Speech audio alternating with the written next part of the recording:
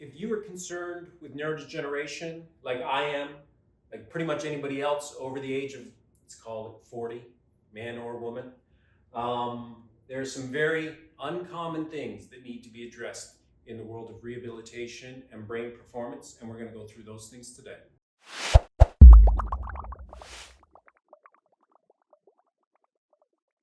I'm Daniel Gallucci, neuroperformance coach, and today we are going to go through the uncommon drills to delay neurodegeneration. First, we have to discuss what is neurodegeneration. Is this something that I even need to be worrying about? What are the factors that could be leading to neurodegeneration? And what are the things that we then need to be doing about it? And I think what becomes very important to understand, this is something that we've seen in clinic all the time, is often a bit of a surprise for people, is that the two most common ones, first one being age,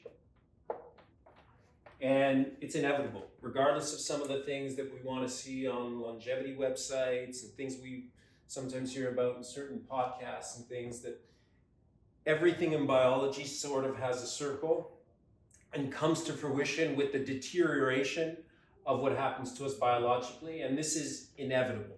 And so what we need to do is we're delaying that biological inevitability. Yes, I know people are out there saying we can live 700 years like turtles, and they can do that. What we're looking at is the very practical aspects of the way we age right now and delaying it as much as possible. So age, first factor that has to be looked at. And we're looking at neurodegeneration issues, our ability to not think particularly well, our ability to not focus, or dysregulation in sleep patterns, or this increase in sort of emotionality. And these things will often increase as we age. So what we used to think of as just disease, once Uncle Tommy over there got Parkinson's disease, or Auntie Joan has Alzheimer's, it's like, no, the pathology is actually very long progressing. It's been there for a long time. In addition to the age, next factor, something that much of us, probably most of us, are aware of, is the undeniable aspect of genetics. For example, if you have Alzheimer's on mom's side, if you have Alzheimer's on dad's side, then inevitably you're more likely to be exposed to the ravages of things like Alzheimer's disease. But on the good side, that's even still a coin flip. So then you can manage other sorts of factors. But the reality of it is age and genetics can lead to neurodegeneration, but they're not deterministic, okay? So it's not a death sentence, not determined. So while there may be some susceptibility there, because I'm 60 years of age, I'm not, as you can tell, but I'm not 60 years of age. I'm 70 years of age, and I've got issues, Parkinson's, neurodegeneration coming from mom and dad's side. So while there may be some susceptibilities, it's important to understand that it's not inevitabilities. So it doesn't mean that it's determined, or this is determined that you're going to have to go down this pathological road of neurodegeneration. So that's what we're going to go through today, are the drills that we need to do to delay the onset of neurodegeneration. Drill number one is going to be something that we call our progressive, let's go pro to keep it short, box breath. And this is great because this actually does an amazing job of training some of the vasculature, the vessels in the brain, to be able to have the flexibility that we need. It's kind of like anything else. As our bodies get older, as our minds get older, we get a little bit more rigid, we get a little bit more stiff. The same thing literally happens to the vessels in the brain. So this progressive box breath deals with that. And the way we're going to do it, we're going to change week to week until we hit about a 4-week maximum. You're starting 3 seconds. Think about a box, and you're going to inhale, nose only. As you know, if you've seen any of our other videos, huge fan of just nose breathing. You're going to breathe in for 3. You're going to hold your breath for 3.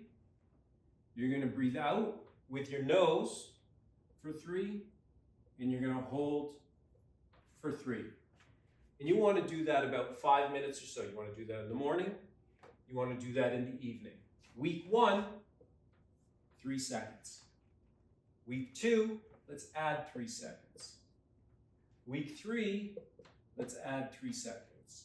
Week 4, let's add 3 seconds. So by week 4, we're now at about a 12-second interval, okay? So that's about a 48-second repetition there.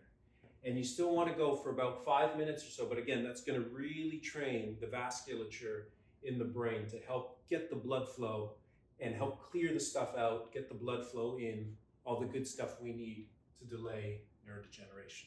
Drill number 2, one of my favorites.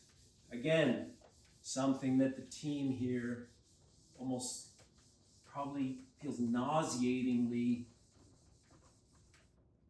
towards because I mention it all the time. CPE, conversation pace exercise, the ability to just go out for that walk, 30 minutes. It's important we hit that 30-minute time frame with this. And the real reason is that we need oxygen floating into the brain. With drill number 1, it's nice because we're having the vessels kind of open and close, open and close, open and close, and that's great. Here, the amazing thing with a steady state of oxygen, you just walk in for 30 minutes at a conversation pace. You have a steady flow of oxygen. That steady flow of oxygen is going to go into the neurons. Those are the brain cells, okay? Those neurons are the brain cells. Those brain cells are actually going to grab the oxygen and pull them back in. And that's why you need to be doing that for 30 minutes. Because that steady state, conversation pace, grab the oxygen, pull it into the brain cell. Grab the oxygen, pull it into the brain cell. It's something called oxygen extraction fraction. There may be a test later to test your delay of neurodegeneration. I'm just kidding.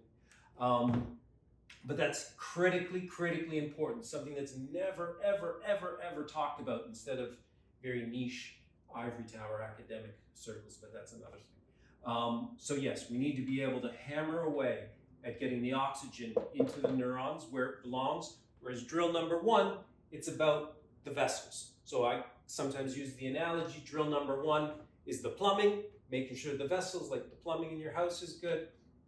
This is the electrical system. This is the neurons. You need the electrician in there to make sure the electrical stuff is working good too. CPE, 4 days a week, 30 minutes minimum. Let's go. Breath hold, soldier walk is drill number 3. I'm gonna bet, maybe my house, that you may not have seen this drill before. I'd love to know if you have. Hit us up with a message, if so. Or even better, video of yourself doing it. So, 3. Breath. Hold. Soldier. Walk. Something that paradoxically may in fact look like you've got neurodegeneration when you're actually fighting against the ravages of neurodegeneration, funny enough. And the big thing with this drill here, we do it in clinic every day. And we hammer away 3 days, a week, 3 sets. Each time you do it, 20 steps. Commit all this to memory, or just watch this video over and over again. But the important thing to understand is that when you do the breath hold, like you were doing with the other drill, when you do the breath hold, it forces the vessels to open, right? You're keeping carbon dioxide, which you normally, when you're breathing, carbon dioxide comes out. Now you're keeping that carbon dioxide in. I'm holding my breath. The carbon stays in. That forces the vessels to open. Forcing the vessels to open, good carbon sensitivity. Yes, that's great for brain health. That's great for delaying neurodegeneration. That's great for having more oxygen as the vessels open to flow to brain areas. And you're like, okay, well, why do I need to do this walk where I'm literally walking like a soldier with these exaggerated arm movements? You can even have exaggerated arm and leg movements. If you're not worried about what your neighbors are going to say down the street, Yes, I want that exaggerated movement because there's so much of the brain that is devoted to motor, devoted to moving. We've evolved to be able to move, go get food, don't die, do this, do that. And in the world of neurodegeneration, we totally forget about it. We want to cut it off and say the brain does this, just does cognition. We play sudoku games and we don't want to worry about the other side of it. The brain is mainly motor in nature. It's mainly meant to act. So when we say hold your breath, do this movement, we're targeting very important motor areas of the brain that are basically everywhere, and you're getting blood flow to those areas associated with movement, which is kind of all over the brain. And it's a great one to be able to delay neurodegeneration. Okay, exercise number 4, the finale. Another one of my favorites. Like my children. Well, no, I like one of my children more than the others, and we'll see which sometimes changes. Number 4. Figure 8s. And we're actually doing this standing. We sometimes change this up a little bit. For right now, for this, delaying what I'm experiencing right now, neurodegeneration, we're going to do it standing up, okay? So what I want you to do is first understand that, okay, we've done a few different things here, and that's basically the premise to all of the drills we're doing. It's like we're targeting different areas of the brain, driving blood flow to those areas, driving the activation of neurons in those critical areas. And again, then what emerges from that is a nice, happy, healthy, functioning brain. This is just an amazing way to do it. So I want you standing comfortably. We're going to go 3 sets. Get this out of the way so we can explain. 3 sets. I want to do about 10 reps. 3 sets per day. Every day. This one's every day. Every day. Okay? Standing nice and comfortable. Okay. You can put your right hand up. You can put your left hand up. It doesn't really matter. You can switch hands. I wouldn't do both hands. Some people do both hands. It's a different drill. Okay? Standing nice and comfortable. Feet together. Okay? And then you're going to start about shoulder height. You're going to start about eye level. And from here, all I want you to do is I want you to draw a figure 8. You're just drawing 8s. Okay? And when you're drawing 8s, you're following just with your eyes. So you're not moving your head. You're not doing this. That's a different drill again. Keep your head still. Your head's locked in a box. Use your eyes to follow. We're going to do 10 repetitions. Okay?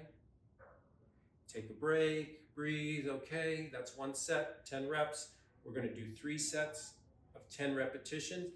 The amazing thing, and you'll see once you give it a go, is that again, vision goes to like numerous areas of the brain. Everything that's connected to your eyes goes to multiple areas of the brain. It's like 70, 80% of your brain has some areas accessible to vision and visual fields and things along those lines. So it's great bang for your buck in terms of stimulation.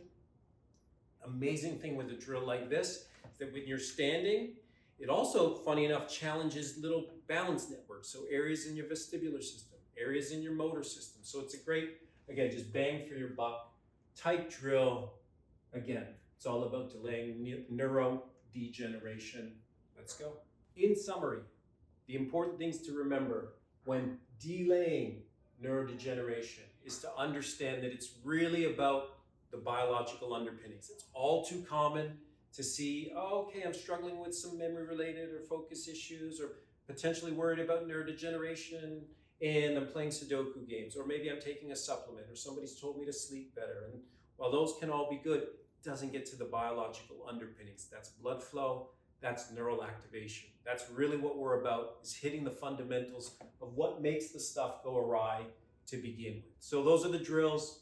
You got 4 drills to work on for homework. Hopefully you've enjoyed the video. Let us know, give us some feedback, and stay tuned as we take this further into the future with more information and hopefully more education for you and your melon.